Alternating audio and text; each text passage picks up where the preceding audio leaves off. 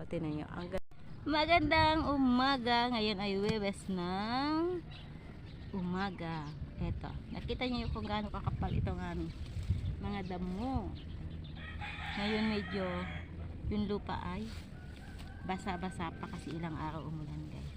Kaya sinisikap natin tanggalan pa unti-unti ito ng damo para maganda pa yung lupa niya. Mabilis pa tayo makapagtanggal ng damo. Dala-dala ang aking kalawit at itak ko. Ito pang kalawit. Kapag naano mo na yung damo, kalawitin mo ganun. Para itabi mo sa isang tabi lang. Sobrang tataba ng damo na yun. Kasi nadiligan na naman siya. Kaya kailangan nating bawasan siya. Tanggalin natin hanggat sa makakaya natin. Maubos itong kalawakan na ito. Ayan, tingnan nyo kung gaano katataba. Sayang at walang kalabaw dito. Baka nakakain ng damo. Ayan, medyo malambot pa kasi yung lupa.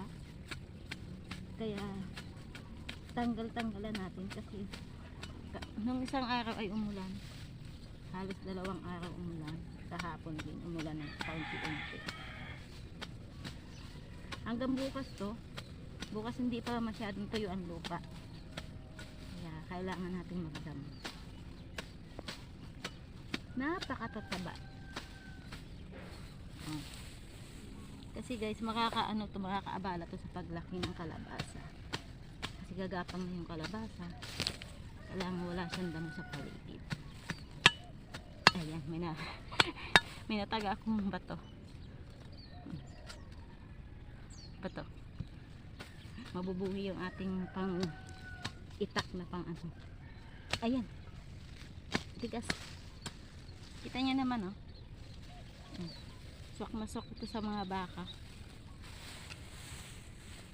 Tataba ang baka nyo dito. Unti-unti lang nagagamas tayo.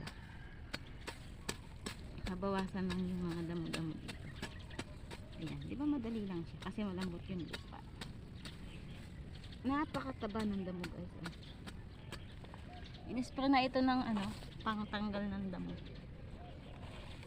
Kaya lang hindi siya namatay lahat. Ayan, nakaupo tayo para hindi tayo masyadong ngalayin. Kasi pag ka lang, wala kang upuan, ngalay, maghapon pa naman tayo magagamas. Pero unti-unti lang. Pag ramdam natin na pagod na, pahingan tayo. Ayan, ganyan yung kalawit ko. Itong damo ay mabilis tumubo. Lalo na pag nauulanan. Tanggalan natin yung mga puno ng kalamansi at yung gagapangan ng kalabasa. Yan. Ganyan ang hasyendero. Kailangan marunong mag-alaga ng taniman. At dito ay kailangan magtiyaga. Pagod, tiyaga, pawis, yan. Kapag ganito ang nahigit trabaho mo. Ayan. Diba? Ang kapal, oh. Oh. Wala pa sa minuto yan. Kaya ito na yung natanggal ko. Tabi natin doon. Oh. Diba? Nagsuot tayo ng guantes. Pandepensa sa mga kamay. Para hindi masyadong lapakan yung ating kamay. Kasi mabigat yung itak natin. Maya-maya mainit na. Sumikat na yung haring araw. Yan naman ay pampaganda naman ng ating mga tanim. Yung init. Kaya wala tayong magagawa. Uulan, iinit. Depende sa panahon. Pero kung anong trabaho gawin lang natin para mabilis lumaki yung ating mga tanim. Tanggalin naman natin itong mga makakasagabal sa kanyang paglaki. Hinihingal ako.